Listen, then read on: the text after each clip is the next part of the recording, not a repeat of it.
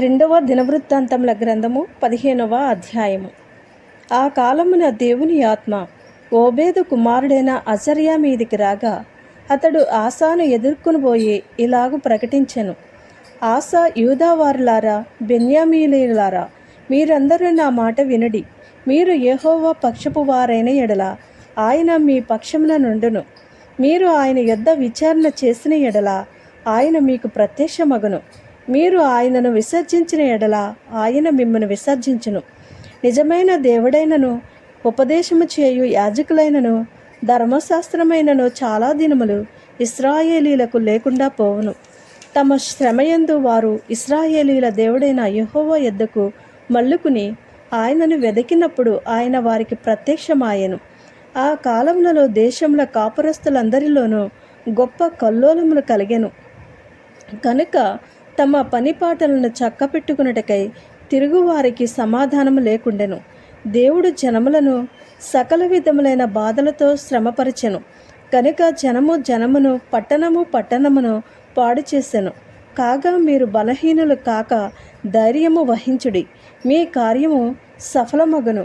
ప్రవక్త అయిన ఓబేదు ప్రవచించిన ఈ మాటలు ఆసా వినినప్పుడు అతడు ధైర్యం తెచ్చుకుని యూదా బెన్యామీనీల దేశమందంతట నుండి ఎఫ్రాయిము మన్యములో తాను పట్టుకునిన పట్టణములలో నుండి హేయములైన విగ్రహములన్నింటినీ తీసివేసి యెహోవా మంటపము ఎదుట నుండి యెహోవా బలిపీఠమును మరలా కట్టించి యూదా వారినందరినీ, బెన్యామీనీలందరినీ, ఎఫ్రాయిము, మనష్షే, షిమ్యోను గోత్రస్థానములలో నుండి వచ్చి వారి మధ్య నివసించు పరదేశులను సమకూర్చెను.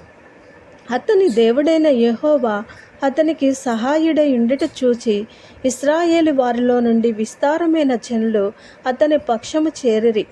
ఆసా ఏలుబడి యందు 15వ సంవత్సరమున 3వ నెలను వారు యెరూషలేములో కూడి తాము తీసుకుని వచ్చిన కొల్ల సొమ్ములో నుండి ఆ దినమున 700 ఎద్దులను 7,000 గొర్రెలను యెహోవాకు బలులుగా అర్పించి పూర్ణ హృదయముతోనూ పూర్ణ ఆత్మతోనూ తమ పితరుల దేవుడైన యెహోవా యొద్ద తాము విచారణ చేయుదుమనియు, పిన్నలే గాని పెద్దలే గాని పురుషులే గాని స్త్రీలే గాని ఇశ్రాయేలీల దేవుడైన యెహోవా యొద్ద విచారణ చేయిన వారికందరికీ మరణము విధించుదమనియు నిష్కర్షణము చేసుకునిరి.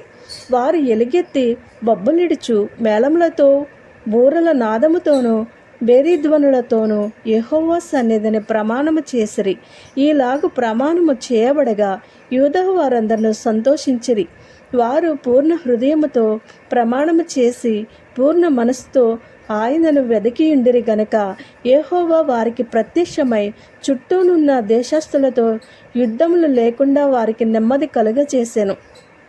మరియు తన తల్లి అయిన మయక అసహ్యమైన యొక్క దేవతా స్తంభమును నిలిపినందున ఆమె ఇక పట్టణపు దేవి అయిన ఉండకుండా రాజైన ఆసా ఆమెను త్రోసివేసి ఆమె నిలిపిన విగ్రహమును పడగొట్టి చిన్నాభిన్నము చేసి కిద్రోను వాగు దగ్గర దాన్ని కాల్చివేశాను.